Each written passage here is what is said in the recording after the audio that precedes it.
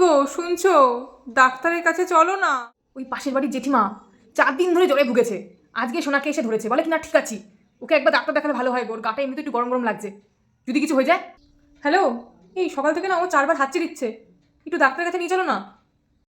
এই ও খুব কান্না করছে তো, এত কান্না তো করে না, এই ডাক্তার কাছে চলো তো। ওর পটিটার কালার ভালো আসছে না, কেমন একটা পটি করছিল, ডাক্তারকে চলো না। না ইয়েলো বাট কেমন একটা জানি। এ কি কি তুমি এরকম ভাবে করে নিয়েছো কেন? এরকম করে কোলে নিও না, বমি করে দেবে, অলরেডি সকাল থেকে 2বার বমি করেছে ও। তুমি একটু ডাক্তারকে চলো।